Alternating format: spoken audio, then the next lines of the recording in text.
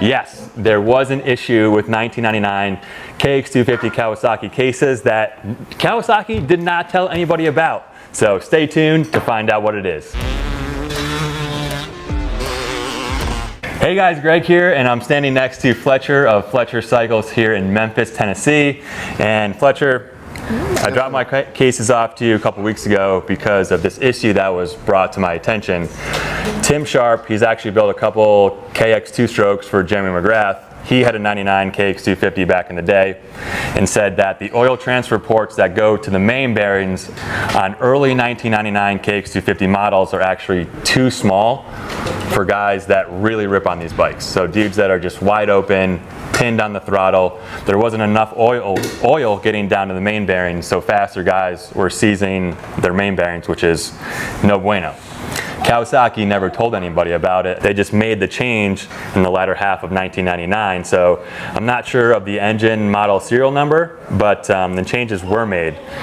That's exactly right. The KXs, it really never appeared only to the A guys. The guys that were the pro guys that were rolling, that was the only time that you ever had an issue with this. And luckily we've been around that for a while, and I'm a machine shop, and this is one of the things that I like to do, and I started improving the cases back then in the 90s. Interesting. And I've been here ever since. Because you said it's not your first it's your first rodeo doing it on the KX250 cases, but not, you said you're pretty familiar with the 85 and 100s because that was an issue on those. Actually, over the years, it really didn't matter the model or the manufacturer as much. Okay. I just felt that it was a good idea to improve the flow to all the crank bearings on all the two strokes. So all the bikes that we were racing and really pushing, I would make this modification just to make me feel better. You know? Right. And so what that did was that made the bearings live longer and the engines live longer. We raced 62 races on one piston on a 125 Husky. Wow. That's not That's crazy. possible. You know I gotta get there. Time out. Yeah. Okay, so after Tim told me about this issue, I did some research on my own, and I actually measured the oil transfer port here, and on the early model 99 cases, it measured out to be 5 millimeters. I had a buddy of mine, Aaron Seymour, 834 Moto Builds, and he measured his 2002 KX250 engine cases, and the hole was actually 8 millimeters, so a 3 millimeter increase in size. Basically to fix the problem. Now, when I showed you these cases, I was like, hey, can we make the 5 millimeter hole 8 millimeter hole? You told me it's not really going to work like that. Not safe. Because now, what we had done in these situations, that if the casting is so close to the diameter of the hole that we're after, then I would weld that around the casing. The issue is they changed the casting so the hole would be greater. So Kawasaki recognized the problem and they took care of it and so increased the size of the casting so you could have an 8 millimeter hole. I just didn't want to crowd it getting too thin. Yeah. And then it would be an issue. So basically not enough meat to bore it out. Right. So that was another thing that Kawasaki changed to the cases. So instead, what do we do?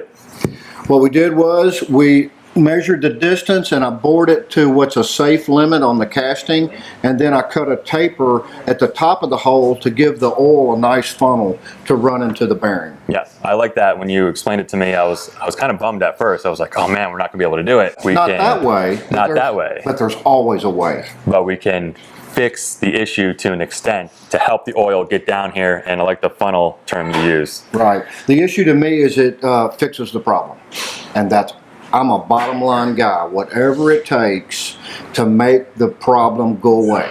And so that was the issue. I got more oil down there, things cleared up, we didn't have any more troubles, and so it's a blessing, and that's what we need to do to most of these older bikes. If you're riding A or riding motocross really hard, it's wise to do that to these engines.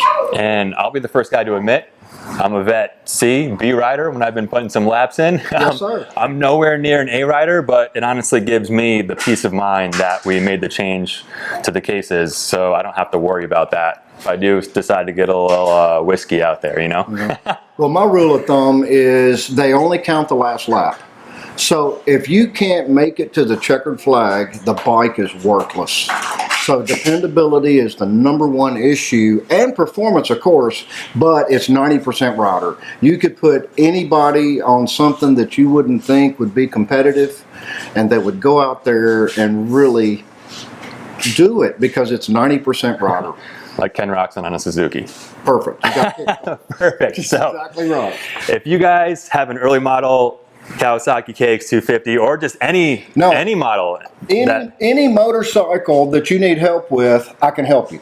So, Fletcher, if someone wants to send you their engine cases, if you want to make this modification, so you have a better peace of mind that your main bearings aren't going to seize up in there, they can send them to you. I'll be glad to make it happen. All right. We ship in stuff daily, and I do machine work. I weld aluminum. I build race bikes. We do suspension. I can make it happen. Okay, I'll leave the info to Fletcher Cycle in my description below. But next up is finally getting the 1999 Splitfire KX250 engine built.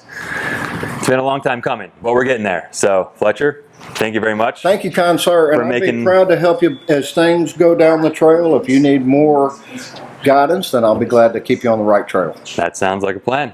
Well, thank you, sir. We're going to wrap this video up. As always, guys, ride hard, be safe, and we'll see you in the next video. Thank you, sir. Peace.